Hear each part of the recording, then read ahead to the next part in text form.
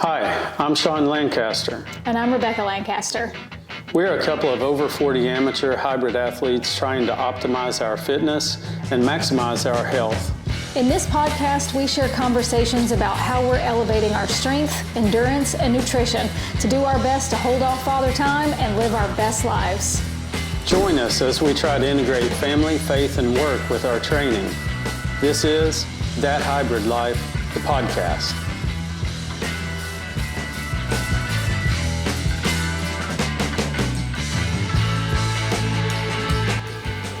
In this episode, our first ever podcast, we share the story of Rebecca's first triathlon and my first 5K. Thanks for tuning in. That Hybrid Life, the podcast, is brought to you by Lancaster Advanced Nutrition, performance supplements specifically formulated for hybrid athletes with a focus on recovery. If you're looking to train hard and recover harder, head over to lansups.com. Use code LAN15. LAN15 for 15% off your first order. Now on with the podcast. This podcast is for entertainment purposes only. The information presented is not to be interpreted as medical advice.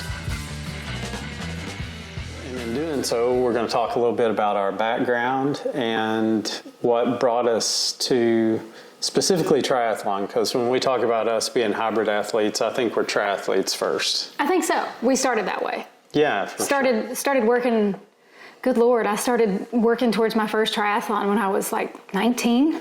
I didn't make it to the start line until I was 25. Yeah. But I started trying to get to the start line when I was 19. I was working as a lifeguard. Yeah, and I was not very supportive at all. Thought it was nuts, but I went along with it. So I think you did your first triathlon in 2003. I did. It was right after our son was born. Yeah. So like I said, trying to get to the start line at 2019 was lifeguarding, got my younger brother into swim team, and he was swimming. You said in 2019, but you meant at the age of 19. At the age of 19. I did mean that. I could have been 19 in 2019. Anyway. You look good, babe. Thank you, but maybe you don't look 19. So anywho, younger brother was swimming. I was trying to do a triathlon, and he kind of took it and started doing triathlon. So flash forward, have our son, trying to get back in shape. He's been doing triathlons and really excelling. And It's really funny. We did not realize how good he was. And when you say he's been doing, you mean Rob? Yes, my younger brother. Your younger brother. Yeah. And Rob. Yeah, so I was a real jerk about that. I had no idea. I didn't even think triathlon was like a real sport. Right. I thought the only real sports required, there has to be a ball involved. Of course, a ball. A baseball, a football, a basketball, a tennis ball.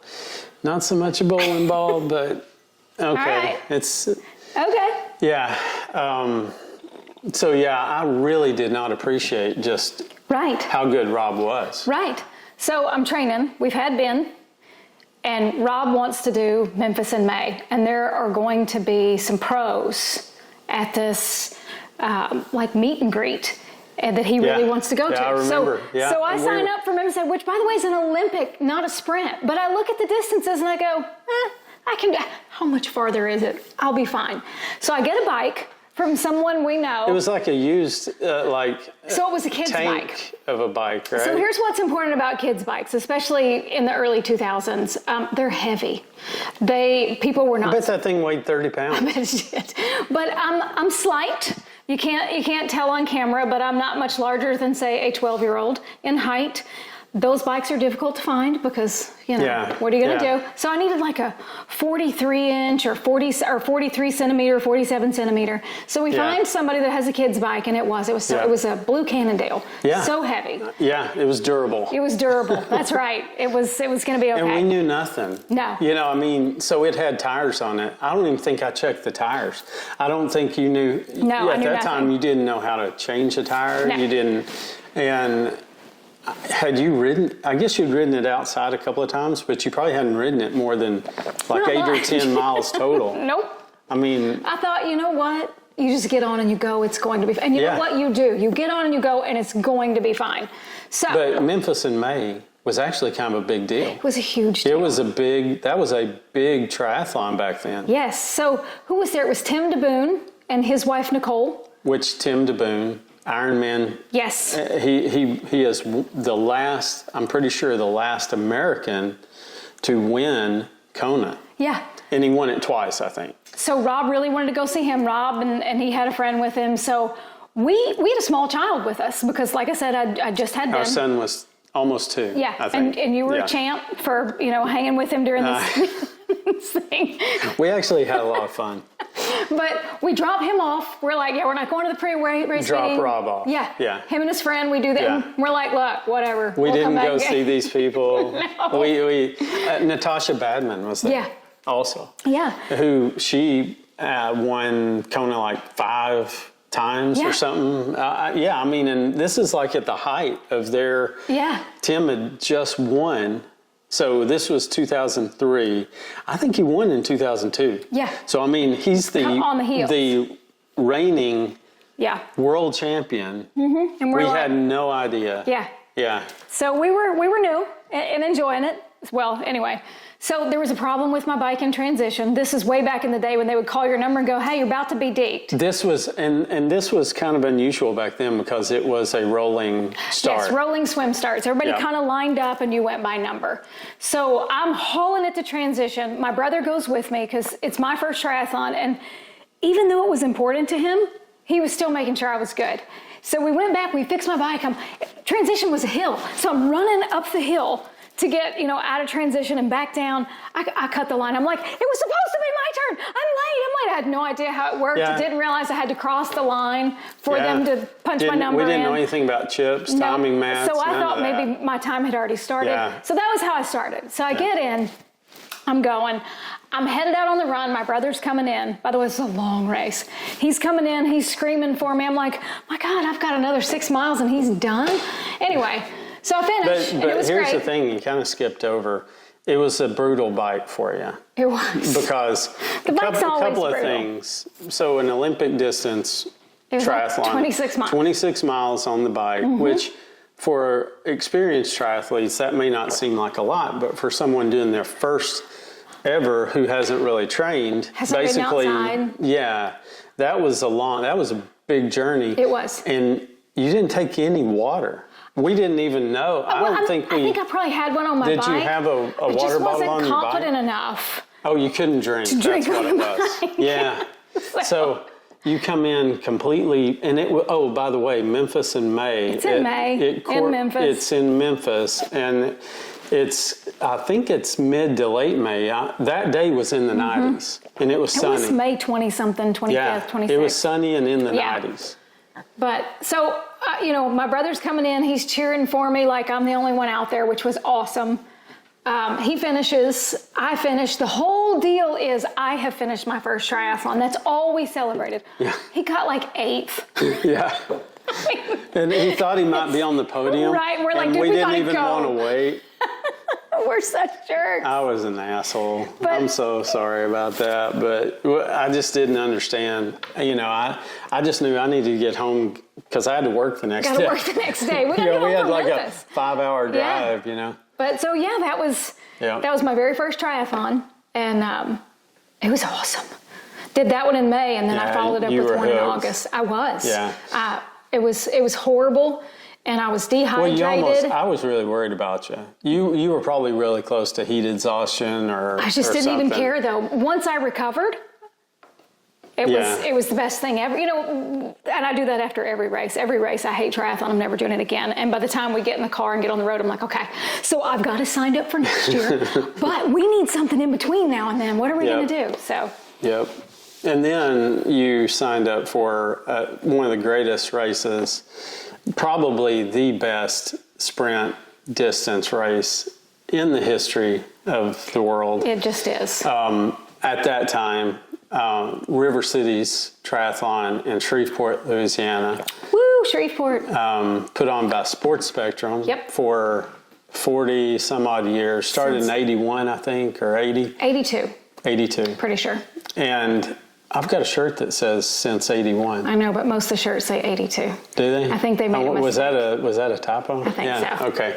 So River Cities, which is a little bit of a challenging sprint because it's a long swim and long bike for a sprint. Yeah. And you went and did that. And was Dave Scott at that one? No, he came to the one 2 years later, right? Maybe. He was either at that one or the next one, which was incredible. Again, no idea who Dave Scott was. Yeah, we didn't appreciate that either at the time. He came to one later that we were at, and we did appreciate it. Ben, our son, was racing.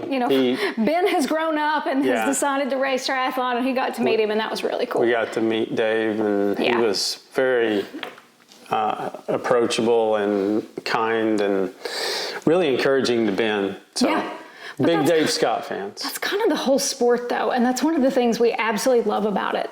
Yeah. Even when somebody's passing you, they're giving you, and if you're passing them, they're giving you encouragement. Hey, you're looking good. Pick your head up. You got this. Or, if somebody's broke down on the side of the road, I get it. There are a lot of people that are in contention. They're not stopping. I'm sorry, they're not stopping. They're gone. Yeah. But there are a lot of people that stop. They're like, hey, what's going on? I've got some tools. I've got some gels. What do you need? Yeah. So it's a really good community that way. There are some jerks, and they're, that's just life. That's how everything is. But overall, the sport itself is a very communal sport. Yeah, it's a great community. And I think that's what's kept us coming back to it, all these years. So, you did those races, and then I guess we got kind of busy with life, and you didn't race a lot. You raced a couple, you did River Cities in like 2004, and then fast forward to somewhere around 2010, I think, is when I got motivated to get in shape. Yeah. Because of a health event in response to a health scare. Yeah. And, I guess Ben had been racing triathlons as Iron Kids and youth races and that sort of thing. So we stayed in touch with the sport. And you were still training. Yeah. You were still running and riding that evil trainer that we had, that hydraulic trainer. Right. The harder you pedal, the harder it got. It was the meanest trainer, I think. All of my equipment has always been mean. I don't know. Yeah. So you were fit. I mean, you were keeping in shape, and well, let's just say I was not. I was pretty metabolically unhealthy, So anyway, once I decided I needed to get healthy or die, it was really that. It was really like that. I like that you're on the fence.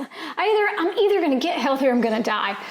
So I took a couple of weeks to think about it, pray about it, really decide what I was going to do. So anyway, go ahead. You decided you needed to do one or the other. So, death is a pretty good motivator. Fear of death. Can be. Or, So anyway, I decided that, I needed to join the kind of the family obsession.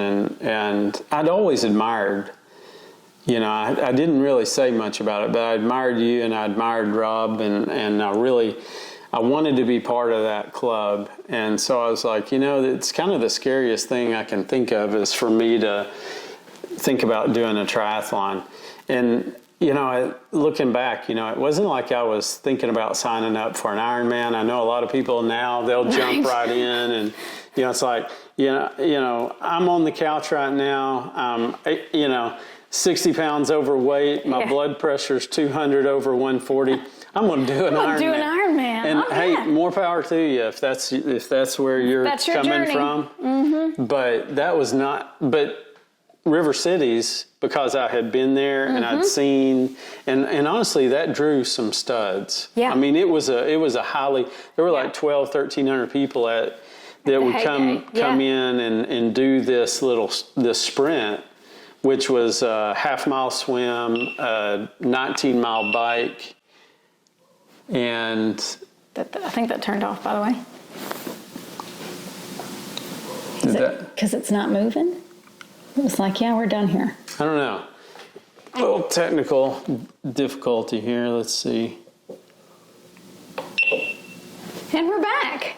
Okay. All right. So River Cities was a half-mile swim in a lake in Louisiana in August, which that's risky enough.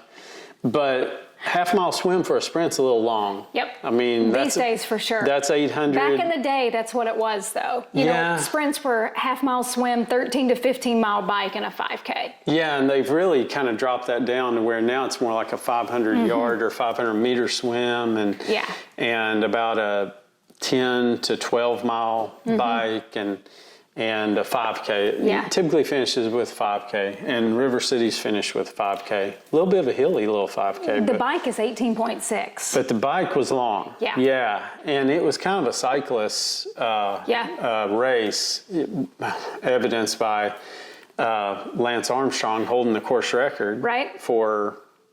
Well, I guess he still holds the old course record. Because they changed the course. Yeah, they changed the course, so no one ever beat him on the old course. Yeah. Did it when he was a kid. He's from Texas, so he was from like East Texas. Yeah, he was like 19 or 20 at that time. And this is in I West think he was Louisiana. from the Dallas area, wasn't he? Okay, I have no. I'm sorry, Lance. Not sure. So not Dallas proper, but like maybe one of the northern suburbs. Okay. For some reason, Allen or something like that is sticking out. But nonetheless, so I mean, the race had some pedigree and had some history. So it felt like a big challenge to me, especially considering I could not swim 50 yards without, my heart rate. Richardson, north of Dallas. Okay, Richardson. Okay, so I was pretty close. And we're back. So I couldn't swim. I thought I could swim, but I'd never had to swim more than 20 yards in one straight line. Yeah. So the first time in the pool was just awful. Well, and the swimming you did was lake swimming or creek swimming. It was head out of the water. Head out of the water, survival. Yeah. Get from, the bluff to the bank kind of stuff. And then the thing about the running, I hadn't run since college, really. And I wasn't an endurance athlete ever. Yeah. So I remember going out for a little test run in our neighborhood at the time, and I don't even think I made it a half mile. Yeah. And I was just done for. I was probably somewhere in the neighborhood of 40, 50 pounds overweight. My blood pressure was out of control. I was pre-diabetic. I was a mess. Yeah. And so all of this, I actually thought I was probably pretty good on the bike, which I was not that either, but it's funny. Right. You got to pick something that you think you might be good at. Right. So anyway, all of this just, it really did. It felt like an Ironman to me. Yeah. And I will, but the first thing that you really advised me to do, I think, and you were kind of my coach back then. So sad. You taught me into signing up for a 5K. Yeah. So I'd never run a 5K, and you'd run a few 5Ks, and actually pretty fast. You're more a runner than anything. I am. So for those of you listening to this that don't know, Northwest Arkansas, which is where we lived at the time, Northwest Arkansas is where the University of Arkansas in Fayetteville is. And we actually lived in Fayetteville at this time. It is so no disrespect. Actually, maybe I do mean a little disrespect to the people from Oregon. But Oregon thinks they're like the track capital of the United States because they have field night. No. It's Fayetteville, Arkansas. Yep, Arkansas holds more titles. We have more titles in track, indoor, outdoor, and cross country combined. Yep. And so when you sign up for a 5K in Fayetteville, Arkansas. Well, everybody graduates and stays because Walmart's there, Tyson's there, Stevens is there, JB Hunt. So there's all of these there's a lot companies of corporations that hire these former Olympic athletes. And that's literally what you have. And if they weren't Olympic, they were like all SEC or all, you know. So all these D1 athletes, track athletes, are in the Fayetteville, Arkansas running community. Right. They hang around. So when you sign up for a 5K, you have no ideas or delusions that I'm going to go and think I'm going to throw it down and win. No, that's not going to happen. You're not going to happen. And for a person doing their first 5K, this is crazy intimidating. Yeah. Because you roll up. So I had been training a little bit. I think the farthest I'd run on my own without stopping at this point was maybe 3 miles. And I had put together this plan, this great plan in my head of how I was going to execute my first 5K. And so for a guy that was as overweight as I was, I'd come down from maybe being 40 pounds overweight to maybe being 30 at this point. I was making good progress. Yep. So I'd put together this plan that I was going to run the first mile at a 9-minute per mile pace, which is for a guy again, would have been really good. And to tell folks that are listening to this, I was 39 years old at this time. Yeah. I think. So that's not terrible. You know, a 9-minute per mile pace on a 5K for a 39-year-old guy that doesn't have a running background. Has never run a 5K. That's pretty ambitious, I thought. Yeah. So I was going to run the first mile at 9 minutes, and then I was going to see how I felt. And I was going to try to take it down to 8:30, and then maybe finish strong at, maybe 8:15. It was a really good plan. 8 minutes pace if I had something there, really negative split this thing. That was my plan. And Rebecca was going to pace me and help me hit those paces because honestly, you are a metronome. I am. I'm a good pacer. You can dial into a pace and just knock it off and hold that pace regardless of the terrain, the elevation. You're really good at that. Thank you. So we get in the corral waiting for this, and it was actually a pretty big 5K for... So the reason it was, I don't know if you remember, it was the cow patty. So the cow patty had been a Fayetteville institution for a while. Yeah. And then they just stopped doing it. So it had been like 10 years, and they're bringing back the cow patty.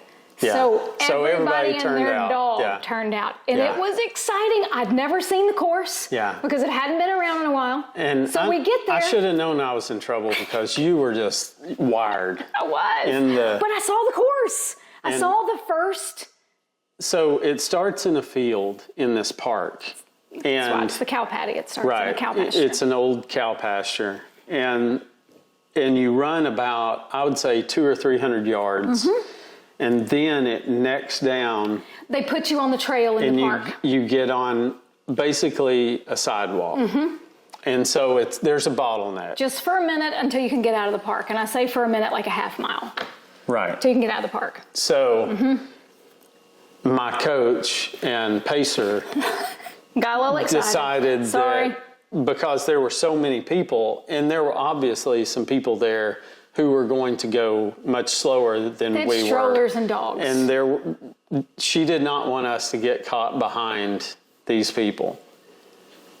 So she said, we need to take it out a little bit fast to get out in front, to get to the bottleneck before all these people. Solid plan. I stand by it. Sounds reasonable. I stand by it. Sounds reasonable. By taking it out a little bit fast, she meant a dead sprint. The gun goes off, and I bet we're running 6 minute or sub 6 minute for the first 100 yards. I mean, we are sprinting, and we're leaving a lot of people behind. There's a handful of people in front of us. The uber fast, the winners. Right.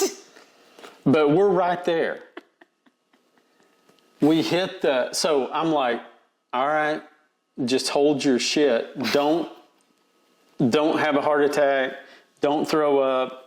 Just get to the end of this opening where it gets on the path and you'll be able to slow down and recover. It was going so well, though. Yeah, it was. It was going great. So we get to the path, and yeah, we dialed it back, maybe from, a 6-minute pace to a 6:45. So we cleared the first mile at about 7:15 on my watch. First mile marker, about 7:15. You're a third of the way done, and at 7:15. And I'm also about to fall over, hyperventilating. I know. And I had a meltdown. I stopped in the middle of the road and went into let's just say I strung a bunch of 4-letter and more words together in a creative way. Right. I was not very nice or happy about that. So it's kind of embarrassing now. It was a bad plan. I get that, but I'm glad we can laugh about it. It is funny looking back, and I bet it was funny for people to observe. They're running by going, "What's the matter with that guy? Has he got Tourette's?" Yeah, but here's the thing. Pulled it back together. Yeah. We took back off, and I think we probably averaged... We ran together. We took back off together. Right, and yeah. I think we ran probably that about I made a mistake. 8:30 or 8:45 the rest of the way. And we actually beat my my super secret goal for it. I think my goal was 28 minutes or something, and we came in about 27 or something. It was 26:30. Okay, yeah. Which was pretty solid for a guy's first 5K. Considering that you stopped and yelled in the road. Yeah, probably could have gotten under 26 if I hadn't done that. All I'm saying. And you hold that over my head from then on. Well, you made your time, didn't you? Well, don't tell me your goal and then get mad when I help you make it. Well, I almost had a heart attack, but yeah, I got it. Almost. You're fine. Yeah, You're fine. Yeah, I'm fine. You're fine. I am. I was kind of a baby back then. I mean, so that was my first, I guess, endurance race ever. Sure. That was my first 5K. And on the heels of that success, I then went to River Cities that August, first weekend in August for my first triathlon. And I had trained for that, but I wasn't very confident about the swim. I know, that really scared. You're an engineer, and so when I say, "Hey, do you think this is going to hold?" and you go, "Probably," I know that means that it will, which is kind of why I took it out. I didn't mind taking that hard on that 5K and other stuff, because you say, "Oh, I can't do this," but then I watch you do it, or you say, "Yeah, that's probably going to hold." And I know for sure it's going to. That's just what you say, because you hedge. And so when you said, "There's a 10% chance I'm going to drown," I thought that's for comedic effect. I did not realize that you really thought you might drown. So later, that was a little bit scary for me. Yeah, and this will just kind of give you a little bit of an idea of my mindset and where I was coming from. I was just I had a lot of built up, I guess, anger at myself for letting me get to that point that I'd been so unhealthy and almost died. And you've been listening to That Hybrid Life, the podcast. Thanks for joining us.